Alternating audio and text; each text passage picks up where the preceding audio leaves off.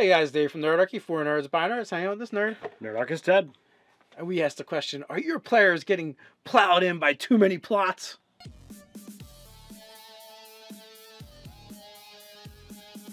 Jump down the description below where you can sign up for Nerdarchy the newsletter, get weekly gaming tips, as well as learn how to game with Nerdarchy. So we have a GM 911 from Nathan Harrow, and if you have a GM 911, you can send them to nerdarchy@gmail.com, subject line GM 911.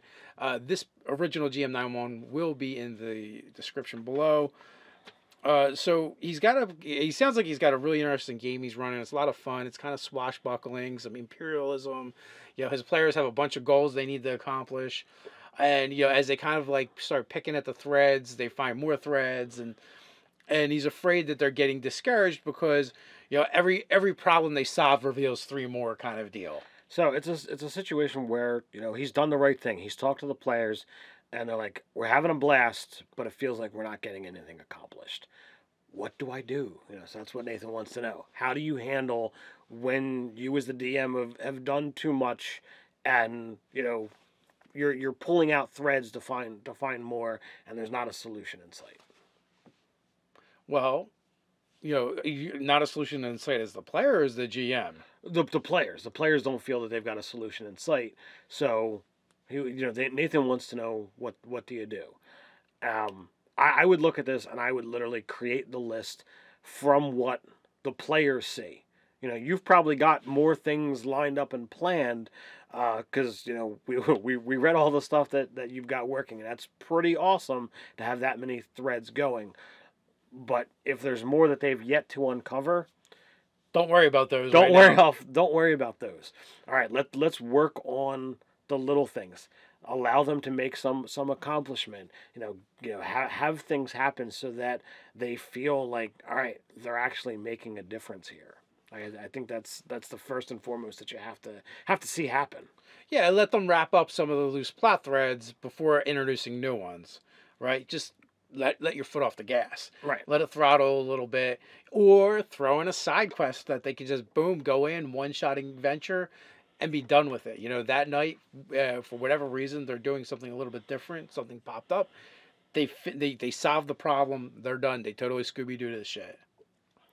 Now there's always things that you can do to put things back on track. If you felt that you've given too much, well, perhaps the players understand this, and they could be guided towards, well, do we bring people in to maximize, the working? Okay, well, in order to accomplish this task, because it's attached to this thing and that thing, we're going to need to do a 3-pronged attack.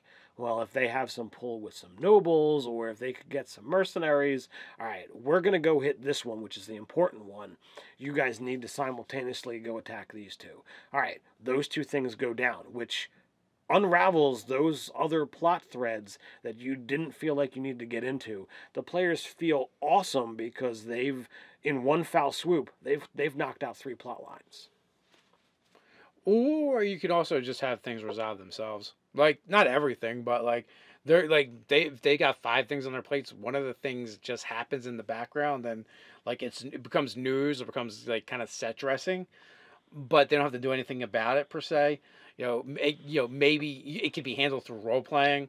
Like, someone comes to them, whatever. They're looking for something. It finds their way to them. It might not be as satisfying, but it's at least if you're saying that they're worried about all this stuff, it would take it off their plate. And then, it's resolved, right? And you want to try and do it where it also furthers the narration as well.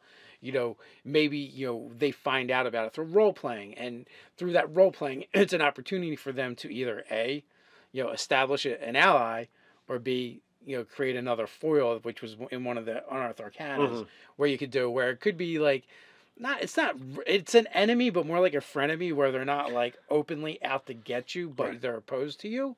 But at the same time, maybe they accomplished one of your goals, and it could even make you look a little bad too. So it could add this different type of dynamic where what it actually feels like is the goal wasn't really accomplished, but it's not there anymore. So it's like it zeroes out. It moved to a different status. Yeah. But it's no longer on your plate, and just that's life. Sometimes that actually happens like that. You could do it where when they wrap up one of these plot threads, it either diminishes another or gives them other clues to the other thing. Like I was thinking too, like suppose you do this like unrelated side quest, right? And you let them have it where it's set up so they're going to do it in a session. It's going to be done, but while they do this thing, it accomplishes something. It makes them feel good. It also gives them clues to some of the other things that are going on. So it actually furthers those plots at the same time. It didn't feel like it was attached to something, but it was. Yes. Yeah, and it could be multiple things. Like, oh, you know what? Now we know what to do for the next thing. Or, oh, here are these 3 steps. And, oh, we need to hire those mercenaries. And we need to hit it from 3 different sides. And, like, it gives them that piece you were talking about. And in a way that they weren't expecting to come by it. And you're kind of like, boom, one fell swoop, over the next 2-3 sessions, they actually like clear all these chess pieces off the board. And they were totally unexpected. They were totally unexpecting to have that happen. And hopefully it'll give them that good feel that they were looking for. Before you drop the hammer and realize it goes even further again. Yeah, the rabbit hole is even deeper. And even like you said, like you showed us things, like there's things in the original post that goes, oh, well, I see one of the solutions. It's right there. You just haven't introduced it yet. Right. And when you do, it's going to give the players more, it's going to give them more options. It's going to give them allies. And maybe it solves that other problem that they had, right? So it goes back to that, right? When you unravel and confront one of these issues, one of these plot threads, perhaps it fixes another one too, and you didn't realize it that was going to happen. So the other side of this coin is, yes, it can be intimidating to players, and it can be challenging when a GM puts so many different plot threads, over the course of 1 or 2 sessions that you feel overwhelmed by what do I do.